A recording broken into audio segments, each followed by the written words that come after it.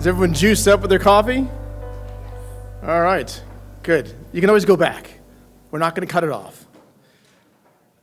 So welcome and thank you for coming and taking the time. I know there are many conferences. It is a Monday morning, and we're having you commute down here to Arlington, which can be tough, but we're glad you made it. And I think what you'll find is that we try to curate this a bit so that we're trying to make this event a bit of a different experience. Before I say any more, the bathrooms are to the right. Exit stage right, and you can do that whenever. Yes, that's key. It's good to see some old friends, some new friends, and I hope that you'll take this opportunity to make a lot of new friends, whether that comes naturally to you or not. And if it doesn't, we can help. The folks with the blue name tags can help you make those transitions and introductions. So I hope you take advantage of that.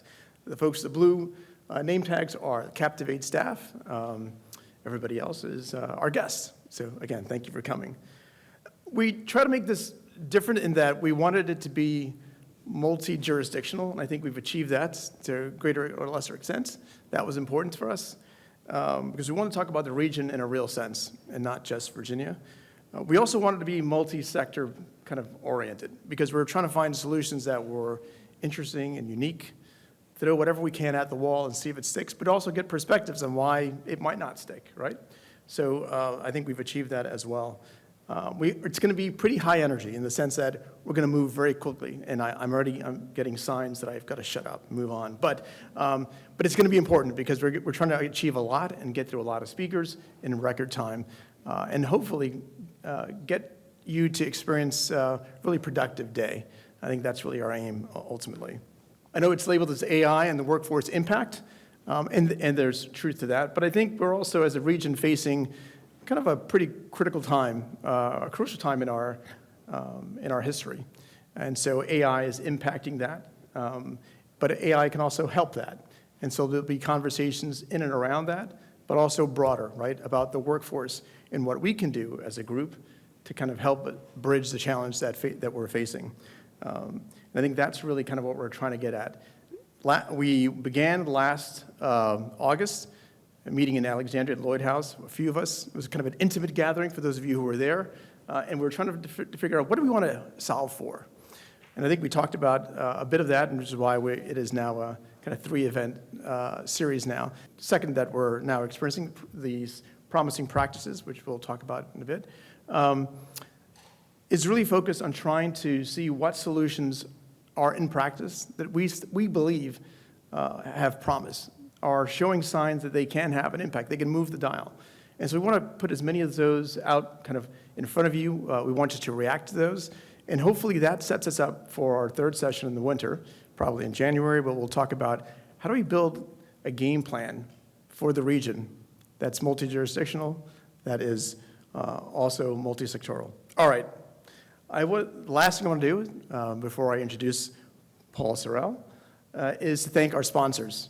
Terry Clower and the Center for Regional Analysis here at the Schar School of Business at GMU, who have partnered with us in this event series and have been really, every one of these 3 partners with us in the business and the work that we do each day.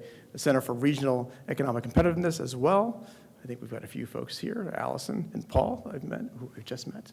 And also 522 Productions, who is recording the session for us. And I know there'll be some 1 or 2 sessions that are not going to be recorded, but most will be and will be available afterwards.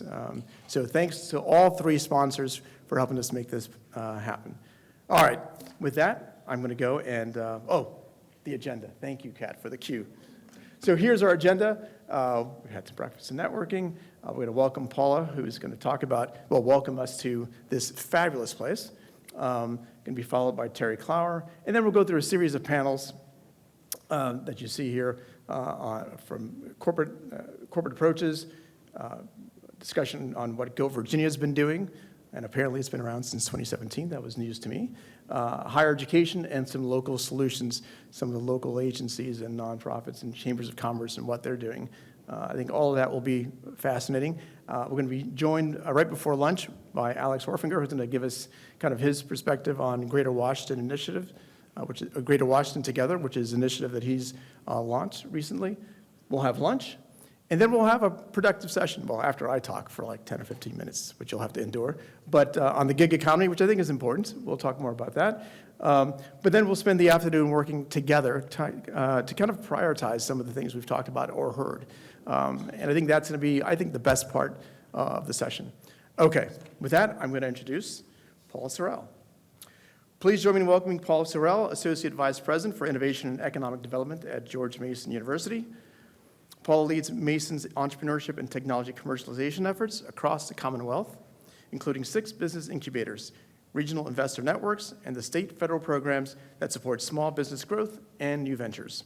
She plays a key role in connecting research, talent, and industry partners to strengthen Virginia's innovation economy and help prepare our workforce for the future.